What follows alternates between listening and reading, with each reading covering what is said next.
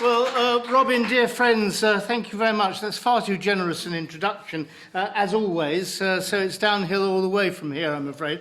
But it's wonderful to be amongst you all. It's good to see such a good turnout. And as Robin reminded us right at the very beginning, it's significant that today, 74 years ago to the day, the United Nations General Assembly adopted the Universal Declaration of Human Rights.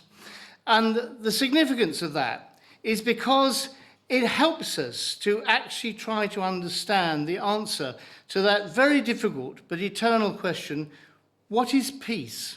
Well, we know it's not just the absence of war, but what really is it? And I think actually now, thanks to that panoply of human rights that has been followed through after the Universal Declaration and represented in the Universal Convention on the European Convention on Human Rights, the EU's fundamental freedoms and such like. We now have this corpus of human rights law, which is secular. It may have been based in Judeo-Christian ethics in many respects, but it is essentially secular, and so therefore has that adjunct of universality. Many years ago, I don't know how many people are here, maybe from Malaysia or know of Malaysia, but Prime Minister, many years ago, they tried to say that actually this was an invention of the West and was done to try to humiliate the abuse of human rights in other parts of the world. Well, that's all stopped now. I mean, that now it is accepted that these are universal norms. And so it helps us answer that question, that really peace is the ability to live in freedom according to those fundamental rights. And I think it's also significant this year, the BBC, for its annual Wreath Lectures, has chosen 4 pillars of freedom, one of which is the religious freedom delivered by the former Archbishop of Canterbury, Rowan Williams. And that also is significant because it means we have to really see, well, what is religious freedom? Mark has given some very good examples of where we see that being eroded in many parts of the world. But let me just pose to you this question. Religious freedom is so fundamental. For many people, it is the way they define themselves. It is the way they live their lives. It is the corpus of moral values which determine the way they behave towards other people, and in geopolitical terms, the way nations behave towards other nations as well. So it goes far beyond that simple phrase, religious freedom. It encompasses the question of freedom of speech, freedom of belief, freedom of the ability to express yourselves, freedom to live in a community where there are people who may follow different religions and different faiths, but you are able to pursue your own without being in fear of persecution. So it opens up so many other doors of fundamental rights just beyond the concept, the immediate concept of religious freedom. Well, Mark mentioned, and I won't reiterate what Mark said about what's going on in Japan right now, but you can see it is a very serious threat, not just to the Unification Church, but as Mark was explaining, to other religions as well. And if that sort of thing is replicated around the world, we are going to see an increase in persecution of religions.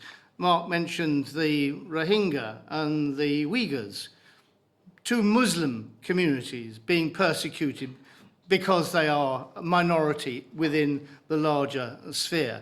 We know of, not just in Pakistan, which Mark mentioned, but elsewhere in the world, religious persecution of Christian minorities in so many different parts of the world, very well articulated in religious press right now. From the point of view of the Japanese situation, I mean, I've been in discussions with Congressman Dan Burton on this, and what is interesting there is it's bringing in actually another wing of UPF, which is the International Association of Parliamentarians for Peace, because parliamentarians are able to talk to each other in a much easier way across nationalities than many other people or civil society can do so. So that's another strength to UPF in being able to take communications and lobbying through that particular direction. But I also want to say that looking at this country, and we UPF UK needs to look at this country, I think we are fortunate in that we not only enshrine in our laws the right to religious freedom, but we are living in increasingly a very diverse, not just ethnically, but religiously diverse community in this country. I think it's very significant also that our present king, actually, when he was Prince of Wales, said quite clearly he wanted to be not just the defender of the faith, but defender of faiths. And I think that is very much deeply enshrined in the British psyche now, that actually we accept that we live in a country where there are many different religions being practiced. I remember going on pilgrimage many years ago to Jerusalem, and it just struck me as very portentous in a way that as I walked up the Via Dolorosa and saw Christians carrying the cross up the Via Dolorosa in front of them, as very often pilgrims do, and coming down the other way were the Orthodox Jews coming down with their long hair and their hats and everything like that, at the same time as hearing the muezzin calling the faithful to prayer.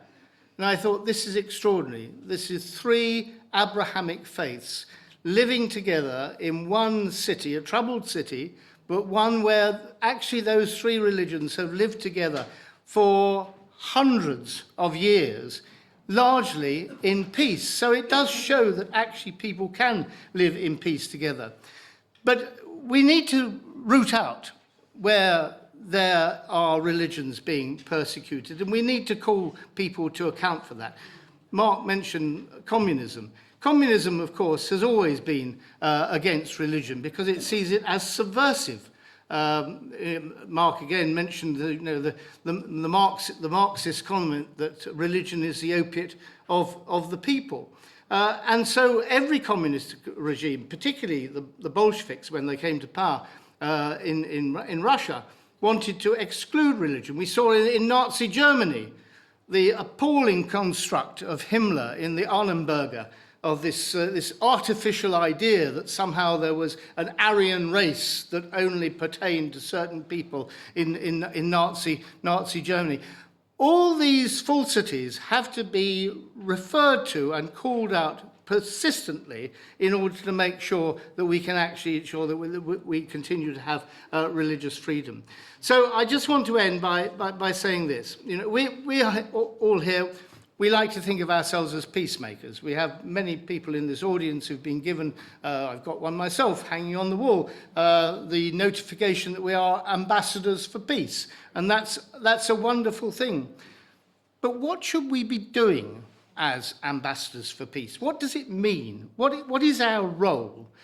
And I think our role is very much to actually look at all sides of an argument, and you saw it articulated by many people in the 2022 summit, where you don't just take a partisan side, but you look at all aspects of a conflict. And I would say that even true of the situation in Ukraine today. Although terrible things are being done, it was an unprovoked war of aggression by Putin, and all that must be called out. And in due course, no doubt, there will be a special tribunal, or matters will come before the International Criminal Court for the war crimes and the crimes against humanity that have been committed in Ukraine and are being committed to this very day as we speak.